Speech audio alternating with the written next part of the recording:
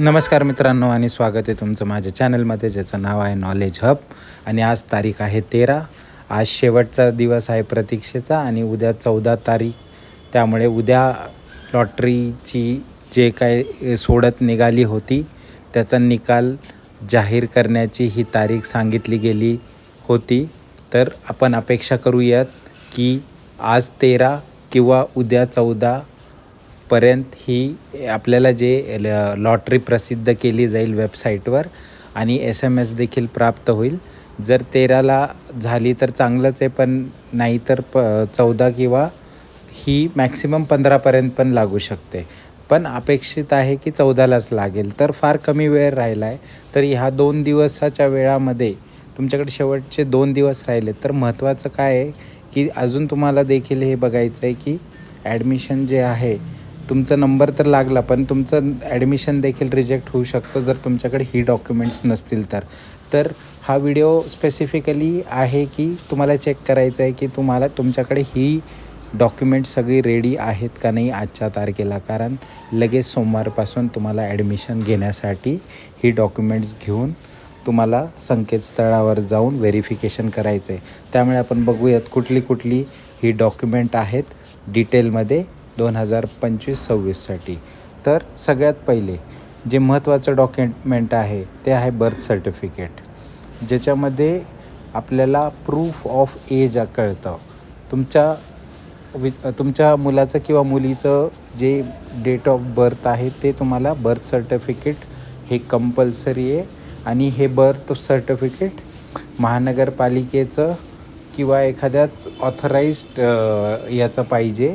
त्यामुळे birth certificate हे महत्त्वाचं डॉक्युमेंट आहे. हे आहे का तुम्ही चेक करा. नंतर दुसरं डॉक्युमेंट जे आहे ते आहे आधार कार्ड, दोघांचं, चाइल्डचं आणि पॅरेंट्सचं.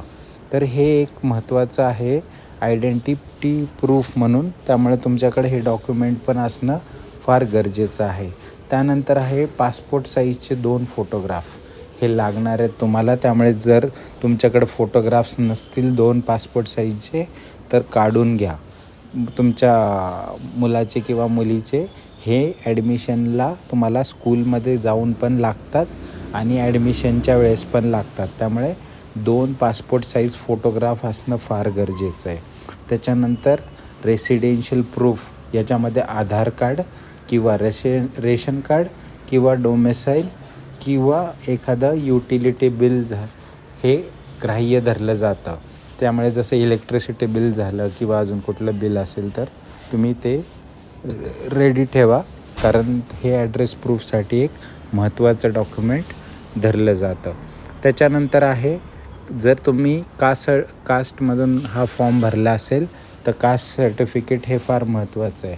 त्यामुळे कास्ट सर्टिफिकेट आपल्याला असणं गरजेचं आहे. कास्ट सर्टिफिकेट पॅरेंट्सचं असेल तरी चालतं, काही इश्यू नाही आहे, पण हे असणं गरजेचं आहे. जर तुम्ही कॅटेगरीमधून फॉर्म भरला असेल तर कास्ट सर्टिफिकेट असणं गरजेचं आहे. नंतर डिसॅबिलिटी सर्टिफिकेट, जर तुम्ही डिसॅबिलिटीच्या ह्याच्यामध्ये फॉर्म भरला असेल डिसॅबिलिटीच्या सेक्शनमध्ये तर ते असणं पण फार गरजेचं आहे.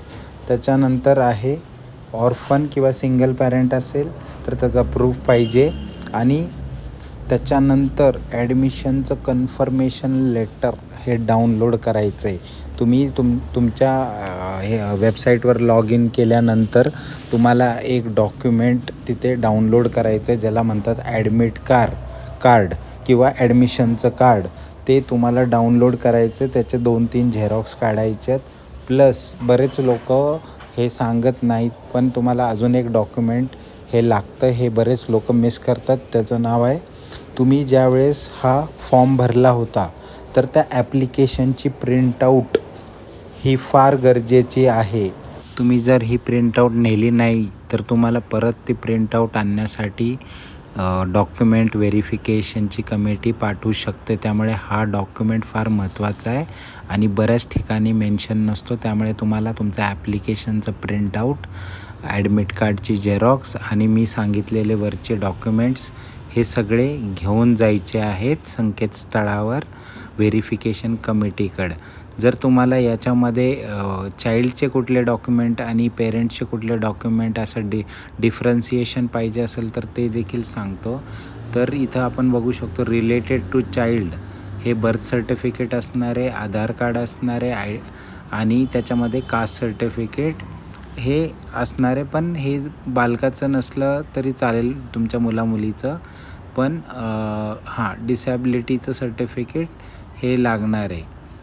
त्याच्यामध्ये हे चाइल्डशी रिलेटेड आहे. आता पॅरेंटशी रिलेटेड रेसिडेन्शियल प्रूफ हा गरजेचा आहे. त्याच्यामध्ये Aadhaar card, ration card, domicile, utility bill, income certificate for EWS कॅटेगरीमधून फॉर्म भरला असेल तर इन्कम सर्टिफिकेट हे गरजेचं आहे. प्रूफ ऑफ बिईंग ऑर्फन जर सिंगल पॅरेंट असेल तर ते लागणार आहे. आणि ॲडमिशनचं कन्फर्मेशनचं लेटर हे डाउनलोड करून तुम्हाला न्यायचं आहे. तर हे मी दोन्ही बायफर्केशन करून तुम्हाला सांगितलं आहे. आशा करतो की तुम्हाला हा व्हिडिओमधून माहिती मिळाली असेल. आणि अजून एक महत्त्वाची गोष्ट, तुम्हाला हा प्रश्न पडला असेल की व्हेरिफिकेशन कमिटी बसते कुठे नेमकं आणि आपल्याला व्हेरिफिकेशनसाठी जायचं आहे कुठे. तर तुम्ही जेव्हा ॲडमिट कार्ड हे डाउनलोड कराल तर त्याच्या मागे 2 ते म्हणजे एक 4-5 ॲड्रेस दिलेले असतात तुमच्या व्हेरिफिकेशनच्या, तुमच्या जे ठिकाण असतं त्याच्या एरियामधले. तर तुम्हाला कुठलंही जवळपासचं जे व्हेरिफिकेशन कमिटी असेल तिथे जाऊन तुम्हाला तुमचे डॉक्युमेंट्स व्हेरीफाय करू शकता. तर ही होती महत्त्वाची बातमी. भेटूयात निकालाच्या दिवशी आणि निकाल लागल्या आपण अपडेट करणार आहोत. तर अजून देखील जर तुम्ही चॅनलला सबस्क्राईब केलं नसेल तर नक्की करा. आणि ऑल द बेस्ट तुमच्या येणाऱ्या SMS साठी चॅनलला नक्की सबस्क्राईब करा. धन्यवाद.